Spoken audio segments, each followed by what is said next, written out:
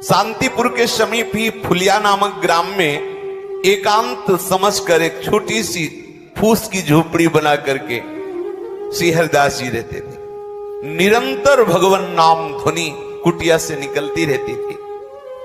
संपूर्ण देश में विधर्मियों का शासन था, बड़ा कठोर शासन उनका। बंगाल में तो विधर्मियों की सत्ता ही थी। वो अपने धर्म पर अत्यधिक जोर देते थे कि हिंदू धर्म के अधिक से अधिक लोग इस धर्म को स्वीकार करें। कोई चू नहीं बोल सकता था उनके फरमान के आगे। ऐसा कठिन शासन। स्थान स्थान पर उनके धर्म का प्रचार हो रहा था।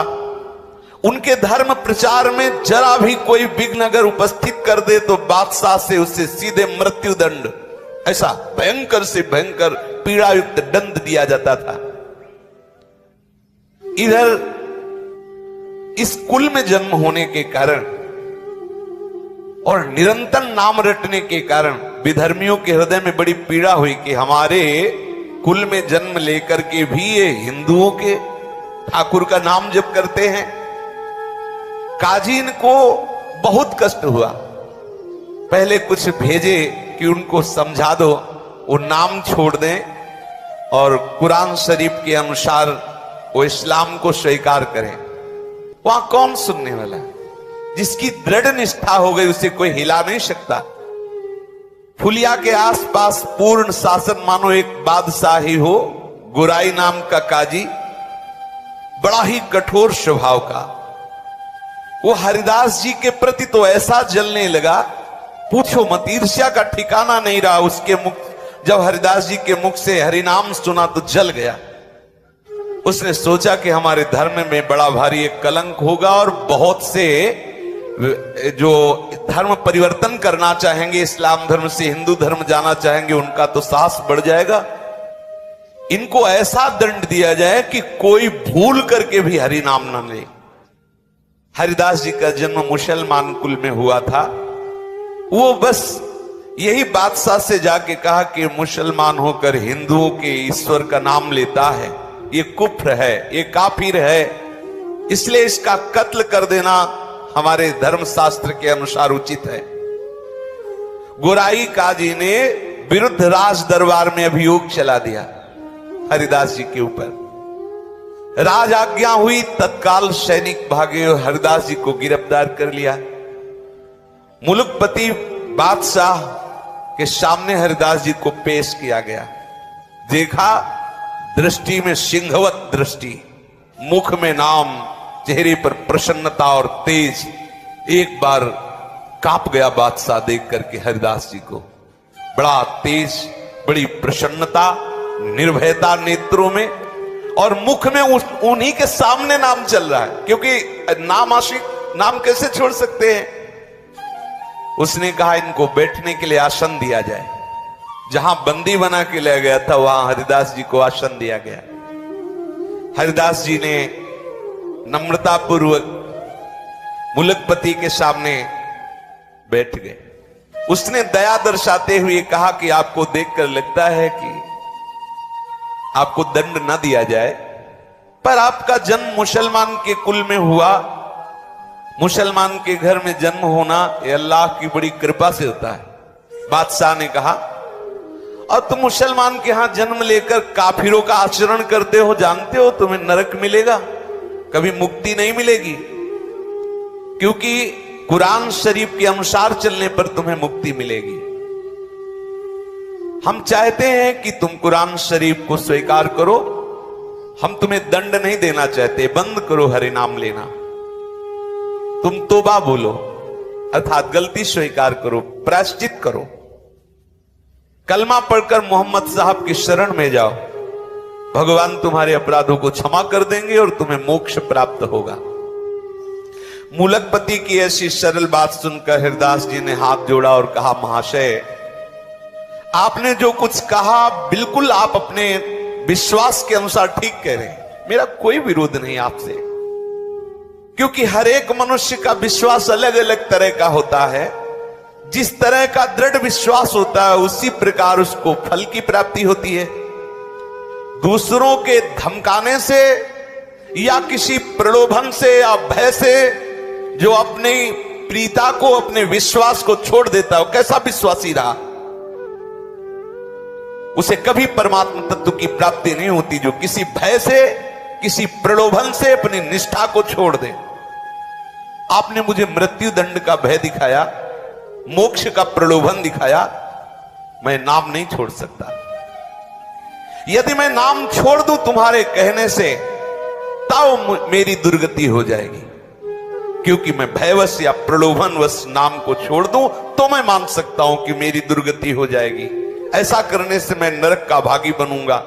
पर मैं भगवान नाम निष्ठ हूं, इसलिए मेरा सर कलम कर दिया जाए तो हंसते हंसते कटवा लेंगे सर, लेकिन नाम नहीं छोड़ेंगे। इनकी ऐसी बात सुनकर के कुछ क्षण के लिए पूरी सभा मौन हो गई।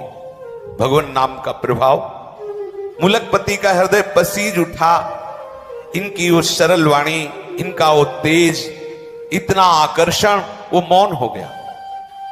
फिर थोड़ी देर में बोला कि तुम्हारी बातें हमारी समझ में कुछ कुछ आती हैं, लेकिन ये जितनी बातें तुमने कही ये सब हिंदू फकीरों की है, तुम्हें उचित नहीं है। तुम मुसलमान के कुल में जन्मे हो, तुम्हें मुसलमान के धर्म में ही विश्वास रखना चाहिए।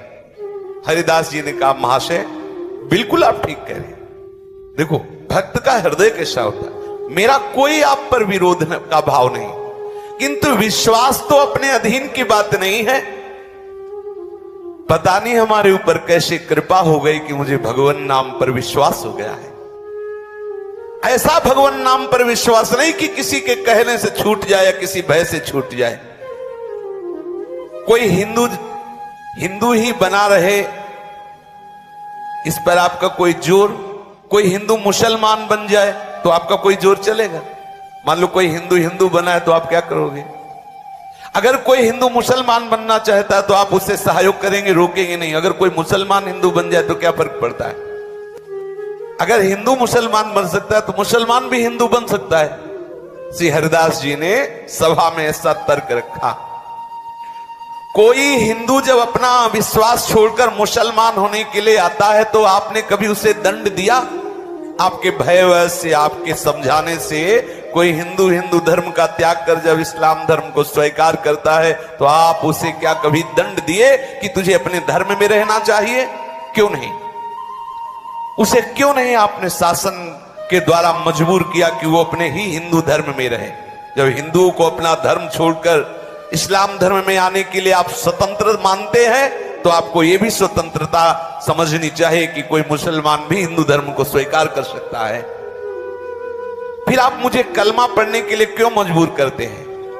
इनकी ये बात सुनते ही न्यायाधीश चुप हो गया, कोई उत्तर नहीं। गोराई काजी ने देखा यहां तो मामला बिल्कुल उल्टा हो रहा, बादशाह चुप हो रहा, फिर क्या होगा? वो जोर से बोला कि ये सब बातें हमें नहीं सुननी, हमें इनकी ये दलीलें सुननी नहीं है, इन्हें दंड देना है। अगर इनके विरुद्ध कोई कार्रवाई नहीं हुई, ये काफिर है, तो आप समझ लो धर्म की बड़ी हानि हो जाएगी। अधर्म करने वालों को दंड देना हमारा कर्तव्य है। इसलिए बादशाह से कहा या तो एक कलमा पढ़ना स्वीकार करें या दंड भोगना, दोनों में एक ही पसंद कर लें, छूट देते हैं। बेचारा मुलकपति मजबूर था, इस्लाम धर्म के विरुद्ध कुछ कह नहीं सकता था, काजियों के विरुद्ध न्याय करने की उसमें हिम्मत नहीं थी। उसने गोराई काजी की बात का समर्थन करते हुए कहा कि या तो तुम कलमा पढ़ो और या दंड स्वीकार करो।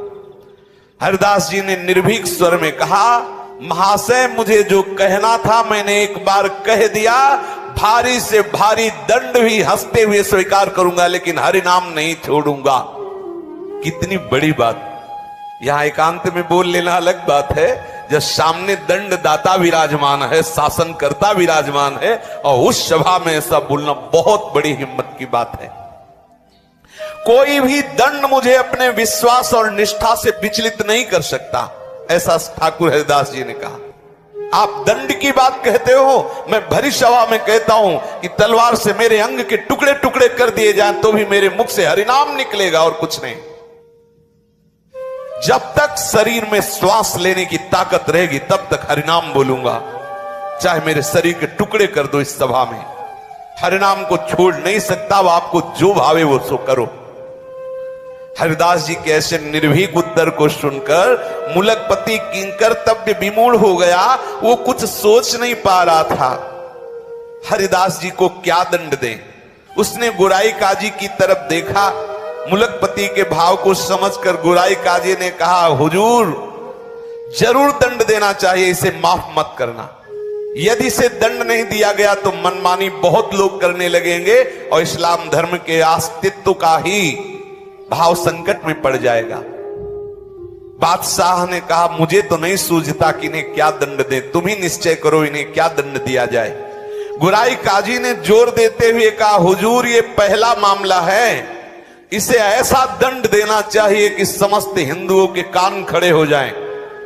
कोई भी हिंदू हमारे इस्लाम धर्म के विरुद्ध आचरण न करे और जो इस्लाम धर्म अर्थात मुसलमान जन है वो भयभीत हो जाए कि कभी हिंदू धर्म को स्वीकार न करे। ऐसा कड़ा दंड दिया जाए, किसी की हिम्मत न पड़े। वैसे तो इसे प्राण दंड ही देना चाहिए, पर सीधे साधे प्राण दंड दे देना कि इसके पापों का प्रायश्चित नहीं होगा। गुराई काजी ने कहा, सोचो नाम जापक के लिए इसकी पीठ पर बेत और कोड़े बरसाते हुए 22 बाजारों में ले जाया जाए और इतना मारा जाए कि कोड़े और बेतों की मार पड़ते पड़ते मर जाए। ऐसा इसे दंड दिया जाए जिससे किसी की हिम्मत नहीं होगी इस्लाम धर्म के विरुद्ध बोलने की। बादशाह ने विवश होकर आज्ञा पास कर दी। जल्लादों को हुक्म हो गया, कोड़े और बेतों की वर्षा करते हुए 22 बाजारों में हरिदास जी को जान से मार दिया जाए। बांध लिया गया हरिदास जी को, पीठ पर वहीं सामने ही बेत और कोड़े बरसना शुरू हुए। सोचो अब उनके सुकुमार शरीर पर जे भी कोड़ों की आघात जोर से जल्लाद लोग मारते, कोड़ा तो वैसे ही खाल वो कोड़े में लगी हुई चली जाती। घाव हो, उन घावों पर बेत ऊपर से बरसते, कोड़े बरसते। हरिदास जी के शरीर की पूरी खाल उधड़ गई, मांस दिखाई देने लगा, पीठ से रक्त की धारा बहने लगी। निर्दयी जल्लाद उन घावों पर बेत की वर्षा करते। हरिदास जी के मुख से वही हरिनाम, एक क्षण के लिए भी हरिनाम नहीं रुका। कोड़ों और बेतों की वर्षा हो रही है। बाजार में जो भी देखता आंख मूंद लेता, कोई चीख पड़ता, कोई रोने लगता, हाय हाय मच गई। लेकिन बादशाह के हुक्म के आगे किसी का क्या जोर। बहुत से भक्त तो चीख चीख के रोने लगे। वो केवल कृष्ण नाम कीर्तन करते हुए बेत और कोड़ों की मार सह रहे। हरिदास जी एक बार भी न तो जल्लादों की तरफ मुड़ के देखा, न जनता की तरफ, न एक क्षण के लिए भी नाम रुका। हर समय नाम चल रहा है। 22 बाजारों में घुमाया गया, शरीर रक्त से लथपथ है। हरिदास जी के प्राण नहीं निकल रहे। जल्लादों ने आश्चर्य प्रकट किया कि ऐसा कठोर आदमी तो आज तक हमने नहीं देखा। हम लोगों के 10-20 बेत कोड़े पड़ते ही कितने मूर्छित हो गए देखा है, लेकिन 22 बाजारों में कितने असंख्यों बेत और कोड़े पड़ गए। इसके होश जीव कितने बने हुए। ये मरेगा भी कि नहीं? अगर नहीं मरेगा तो बादशाह मुझे मार डालेगा। इसलिए जल्लाद कांप रहे कि मरेगा कैसे। हमें लगता है जो नाम उच्चारण कर रहा है इसी का प्रभाव है। भारी दुख में भी ना तो इसके मुंह पे कोई शिकन है, ना कोई वेदना है। अब हम लोग क्या करें? दयालु हृदय महात्मा हरिदास जी ने कहा, हरि बोल, तू भी हरि बोल।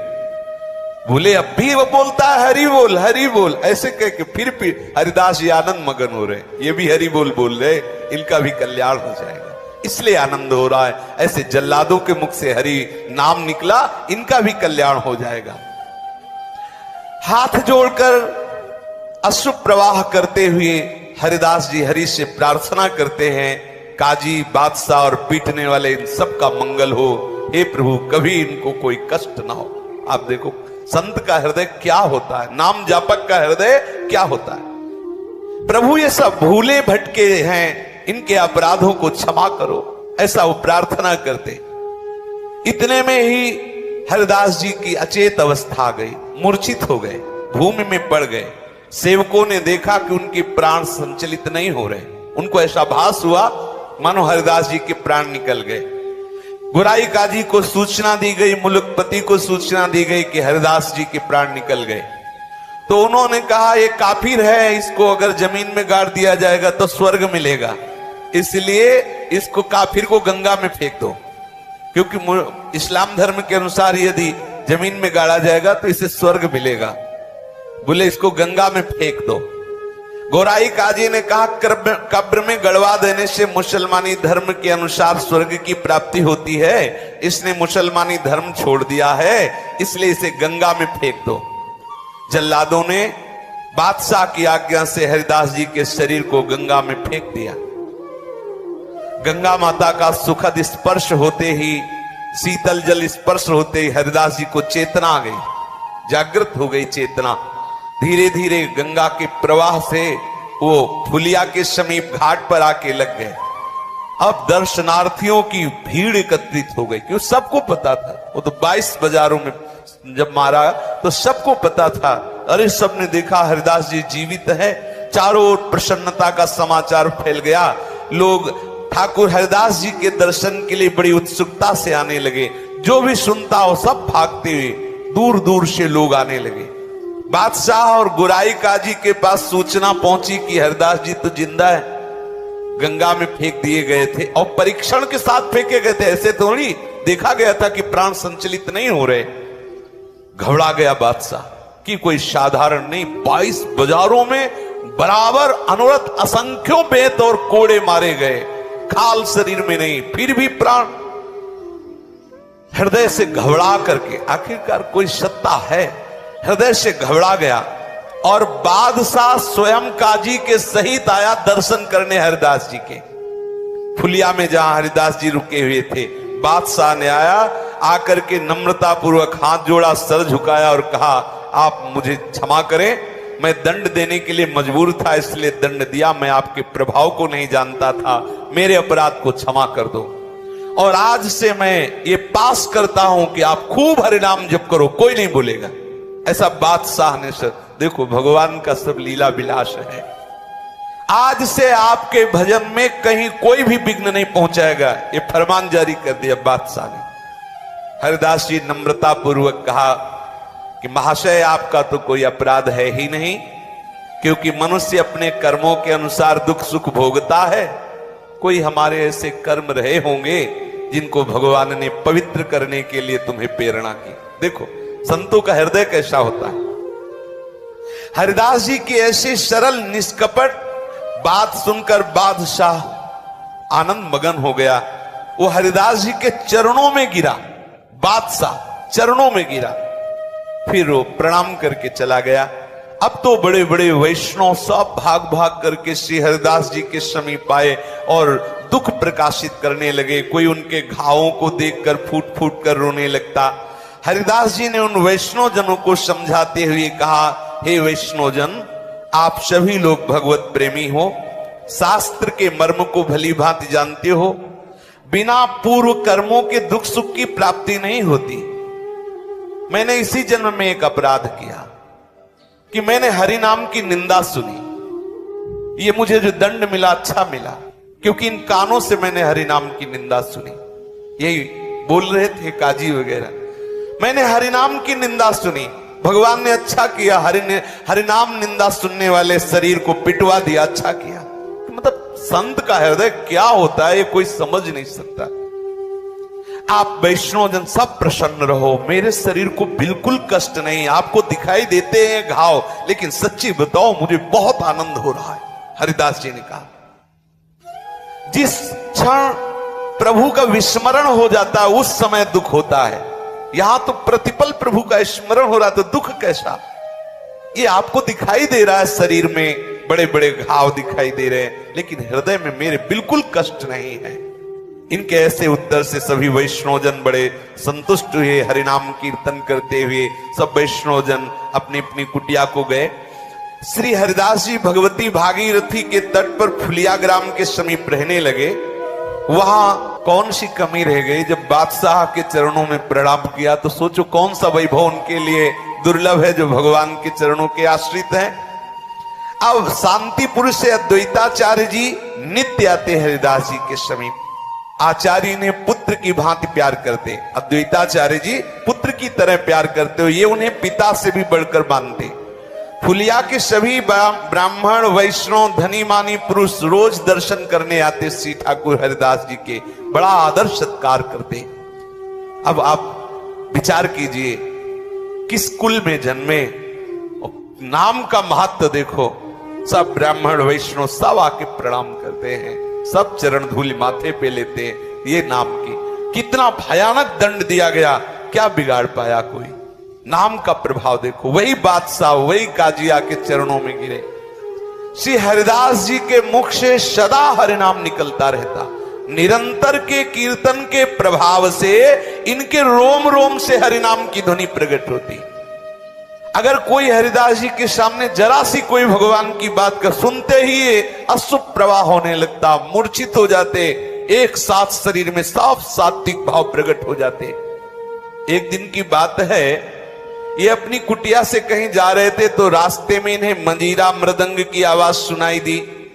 श्री कृष्ण कीर्तन समझकर ये उसी ओर चल पड़े। उस समय एक डंक नाम की जाति के लोग मृदंग मंजीरा बजाकर नृत्य किया करते थे और नृत्य के साथ वो हरि लीलाओं का पदों का गायन करते। उस समय कोई डंक नृत्य कर रहा था और हरिदास जी जब पहुंचे तब डंक भगवान की काली दमन की लीला का पद गा रहा था। डंक का स्वर कोमल था, नृत्य में प्रवीण था, गाने का अभ्यास, और बहुत सुंदर भाव से वो ये विलाप करने लगा कि जब लालजी नाग नाथने के लिए काली देह में कूदे तो यशोदा मैया जो विलाप कर रही थी वो। भाई विलाप की बात सुनते ही धड़ाम से गिरे हरिदास जी, साफ सात्विक भाव प्रकट हो गए। अशुभ प्रवाह हुंकार और तड़प रहे हैं जमीन पे। डंक बड़ा सात्विक था, वो महापुरुषों के भावों को जानता था। देख के समझ गए कि ये तो कोई महापुरुष है। तत्काल नृत्य बंद किया, इनके चरणों में लौट गया, थोड़ी थोड़ी धूल उठाई, मस्तक पर धारण किया, स्तुति करने लगा। अब तो बहुत से भक्त हरिदास जी की चरण धूलि ले लेकर अपने माथे पर चढ़ाने लगे। कोई उसे बांधकर रज को घर ले जाने लगे। अहो भाग्य से प्रेमी महाभागवत की चरण रज मिली। वहीं पर एक ब्राह्मण बैठा था, वो देख के जल रहा था कि देखो किस कुल में हरिदास जी जन्मे, और सब इनकी चरण धूल ले रहे हैं, मैं मिश्रा जी मेरी कोई बात पूछ नहीं रहा। तो वो थोड़ी देर के बाद वो फिर डंक पद गाने लगा। अब वो ब्राह्मण एकदम जैसे हरिदास जी हुंकार करके गिरे थे वैसे वो भी गिरा। अब जो ही वो गिरा, वो तो पूरा देख ही रहा था कैसे हरिदास जी करे, तो वैसे ही करने लगा। डंक ने जब देखा तो देखते ही समझ गया ये तो नाटक कर रहा है, तो जिस ढोल से डंडा बजा रहा था वही डंडा लेकर ब्राह्मण को पीटने लगा। हरिदास जी की चरण धूल ली और उसके तो डंडा पीटने लगा। अब दो चार डंडे में तो सहने की बात हो, लेकिन जो बराबर पीटता ही जा रहा तो भूत भी भाग जाते हो। तो ब्राह्मण देवता नाटक ही कर रहे थे, उठ के बैठ गए, भागे। लोगों ने कहा उस डंक से कि हरिदास जी ऐसे ही गिरे तो तुम चरण धूलि लिए, ब्राह्मण गिरा तो तुमने डंडे से पिटाई की, ऐसा क्या? तो डंक ने कहा हरिदास जी महाभागवत हैं, इनमें वास्तविक सात्विक भाव है, भगवत भाव है। और ये ब्राह्मण दंभ कर रहा था, ये प्रशंसा के लिए नाटक कर रहा था, और ढोंग को ठीक करने के लिए स्तुति पूजा नहीं, उसके लिए तो पिटाई चाहिए। ऐसा बोले मूर्खों के सामने भले ढोंग काम करे, हम लोगों के सामने नहीं। हमारे नेत्रों के सामने हजारों लोग आते जाते हैं, मुझे खूब पहचान है कौन महाभागवत है और कौन पाखंड कर रहा है।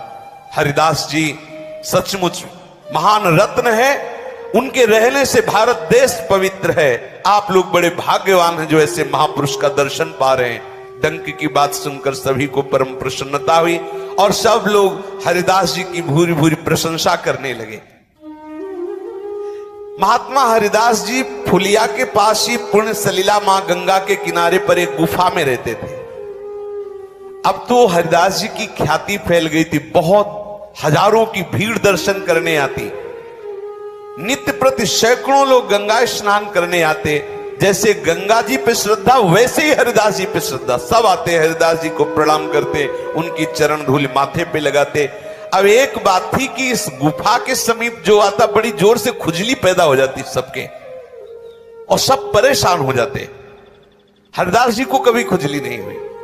अब ये बात बहुत जोर से फैल गई तो एक आयुर्वेद के आचार्य वहां आए और उन्होंने कहा कि यहां कोई बहुत बड़ा विषैला सांप रहता है और उस विषैले सांप के प्रभाव से वायुमंडल में जहरीला प्रभाव है, इसीलिए खुजली हो रही है, लोगों को भांति भांति की हानि भी पहुंच सकती है। हरिदास जी से कहा कि आप यहां से चले जाइए, वो विषधर सर्प जो है बहुतों की हानि कर सकता है, क्योंकि बहुत लोग यहां आएंगे दर्शन के लिए, तो किसी न किसी तरह से श्वास प्रश्वास में ऐसी जहरीली वायु जाएगी जिससे किसी की मृत्यु भी हो सकती है।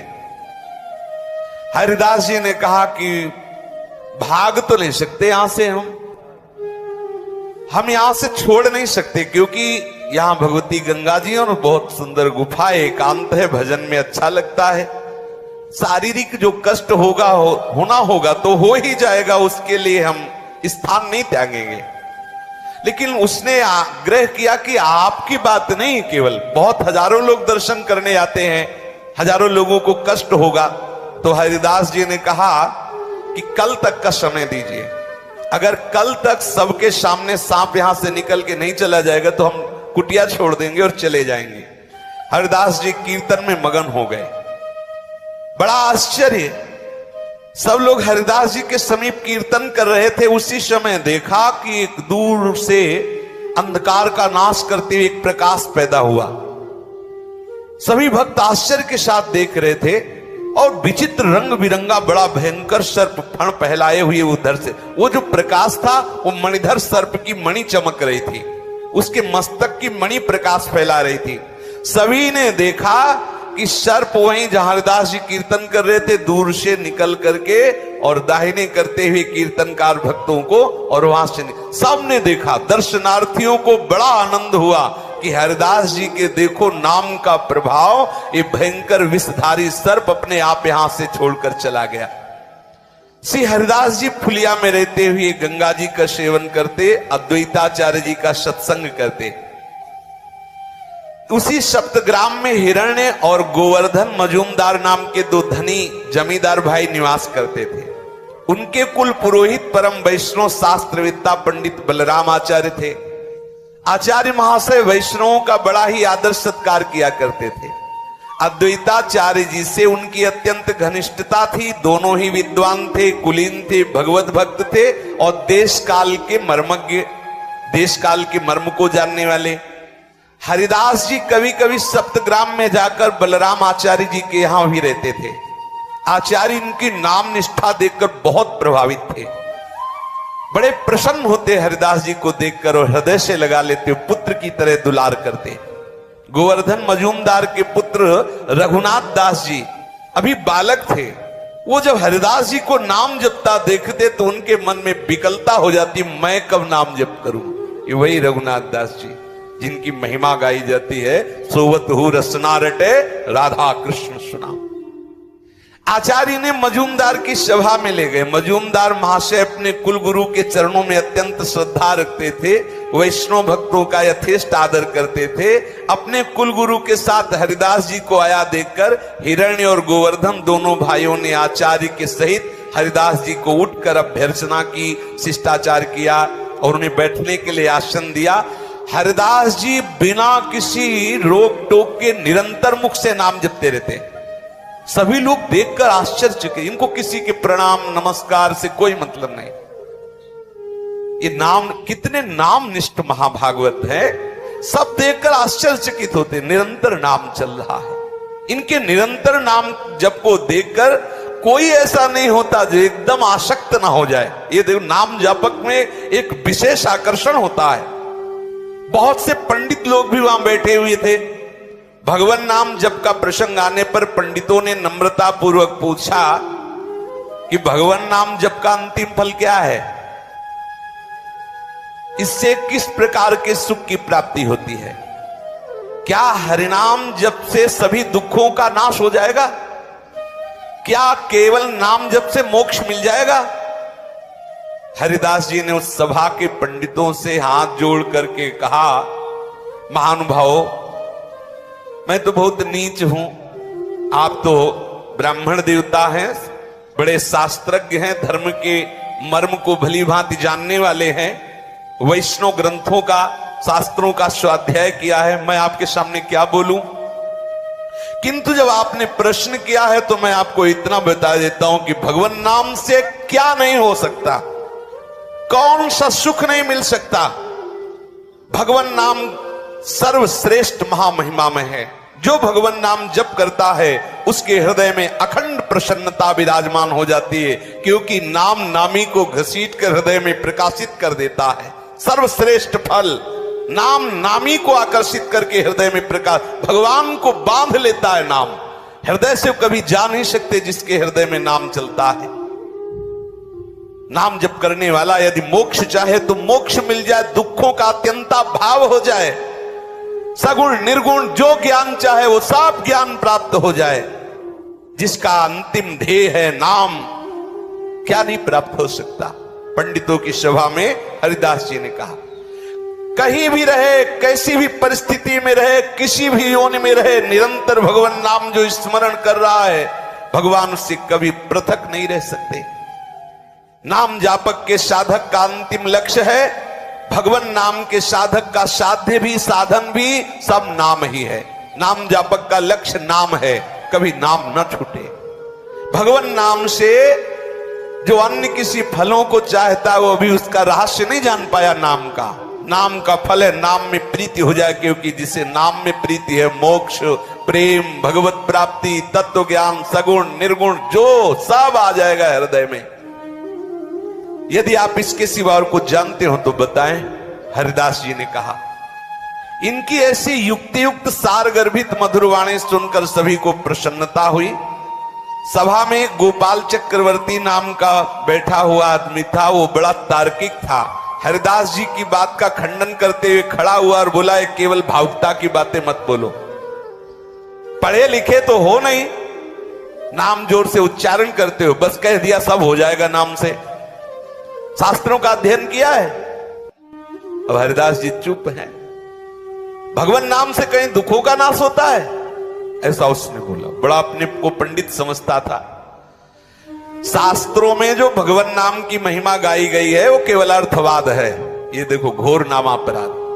जो पंडिताभिमानी जन हैं, जिनको शास्त्रों का अभिमान है, वो बुद्धि ऐसी जिनकी है कि अरे ये केवल स्तुति में, बहुत बड़ा अपराध है, यथार्थ बात नहीं है, तो स्तुति परक बात है, ऐसा उसने कहा।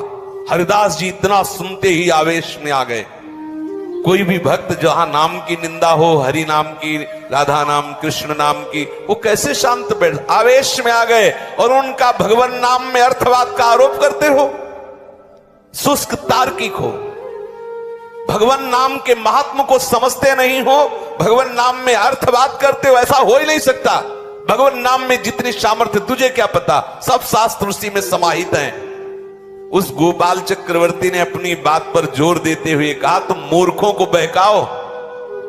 कहले अजामिल ने पुत्र के बहाने नारायण नाम लिया तो तर गया। तुम्हारा घटघट व्यापी भगवान इतना बेसमझ है कि वो नहीं जान रहा था कि पुत्र को पुकार रहा है नारायण। अर्थवाद नहीं तो और क्या है। हरिदास जी ने कहा, अर्थवाद कहने वाले निरंतर अनर्थ को प्राप्त होते हैं, तू भगवान नाम की अवहेलना करता है। जोश में आकर गोपाल चक्रवर्ती ने कहा, यदि भगवान नाम स्मरण करने से मनुष्य की नीचता जाती रहे तो मैं अपनी नाक कटवा लूं। हरिदास जी ने कहा, यदि भगवान नाम के जब से नीचता की जड़ मूल से नाश वाली वृत्ति न प्रकट हो जाए तो मैं नाक कान सब कटवा लूं। तुम क्या समझते हो भगवान नाम को। ये बात बढ़ते देखकर आचार्य द्वैताचार्य जी ने कहा, शांत रहो, क्योंकि जो बड़े महापुरुष होते हैं वे सब तर्क विवाद। उस वैष्णवापराधी को पीनस रोग हुआ, कुछ ही दिन में उसकी नाक सड़ गई। जो कह रहा था नाक कटवा ले, काटना नहीं पड़ा, सड़ गई, कीड़े पड़ गए नाक में। वैष्णव, घोर वैष्णव अपराध से हरिदास जी जैसे नाम प्रेमी महापुरुष से तर्क विवाद निश्चित समझो। कालांतर में उसकी सड़ गई नाक, अपने आप सड़ के कट गई। हरि निंदा करने वाले हरिनाम निंदक को निश्चित दुर्गति भोगनी पड़ती है। जो नाम जापक है क्या नहीं हो सकता। इसलिए हम पूर्ण विश्वास करके निरंतर नाम रटें, पर सावधानी ये रखें कि नाम की महिमा, नाम का अनुभव जब तक श्रद्धालु न हो, कोई निज जन न हो, तब तक उसे वर्णन न करें, नहीं तो अपने अंतर से भी आप हाथ धो बैठेंगे। आपकी रुचि खत्म हो जाएगी, आपके अनुभव आना बंद हो जाएंगे, आपके अंदर जो दिव्यता है, जो भागवतिकता है, वो छुप जाएगी। गंभीर रहो, शांत रहो, निरंतर नाम जप करो। कोई अधिकारी भगवत प्रेरणा से ऐसा आ जाए तो भले आप नाम की महिमा का गान करो, भले अपने अनुभव